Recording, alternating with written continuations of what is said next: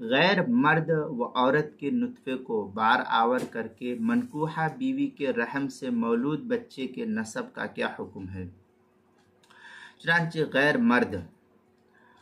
غیر مرد اور عورت کے اجزاء کو بار آور کر کے، بار آور کا مطلب یہ ہے کہ اس کو کہیں دوسری جگہ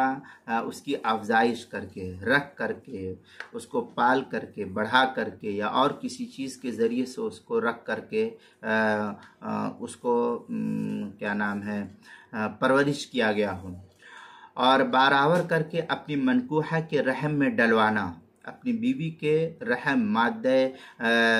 کیا نام ہے اس کے پیٹ میں ڈالنا، بچے دانی میں ڈلوانا، دراصل زناکاری ہی کی ایک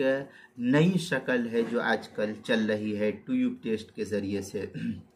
جس طرح منکوح عورت کے زنا کرانے سے اگر بچے کی پیدائش ہو تو وہ بچہ زانی کی طرف نہیں بلکہ حلال شوہر کی طرف منسوب ہوتا ہے، اسی طریقے سے جو مذکورہ صورت جدید آلات کے ذریعے سے ہو رہے ہیں، ٹیوب ٹیسٹ کے ذریعے سے، اسی طرح مذکورہ طریقے پر پیدا شدہ بچہ بھی جننے والی بیوی اور اس کے شوہر کی طرف منسوب ہوگا جو ٹیوب ٹیسٹ کے ذریعے سے حاصل کیا گیا ہے۔ اور جن غیر مرد و عورت کے اجزاء رحم میں ڈالے گئے ہیں ان سے حسب ضابطہ حرمت مصاحرت کے مسائل ثابت ہوں گے، کیونکہ وہ زنا کے درجے میں شمار کر لیا جائے گا، کیونکہ اللہ تعالیٰ کا فرمان ہے ان امہاتکم اللاتی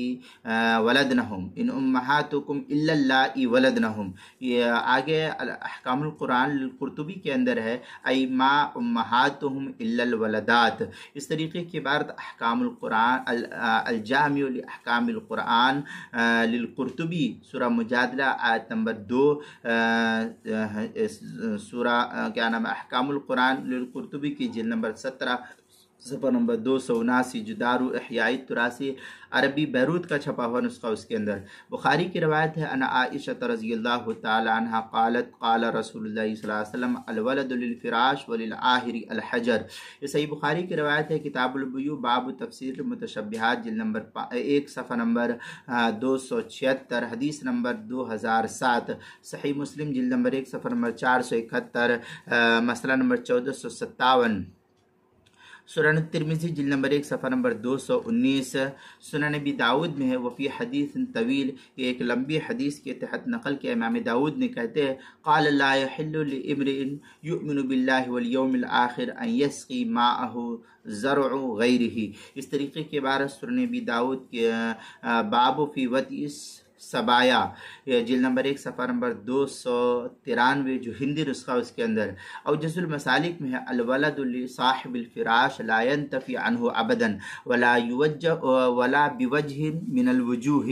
یہ اوجز المسالک کی عبارت ہے، کتاب الاقضیہ جلد نمبر 14 صفحہ نمبر 75، حدیث نمبر 1445، جدار القلم دمشق کا چھپا ہوا نسخہ ہے۔ اسی طریقے سے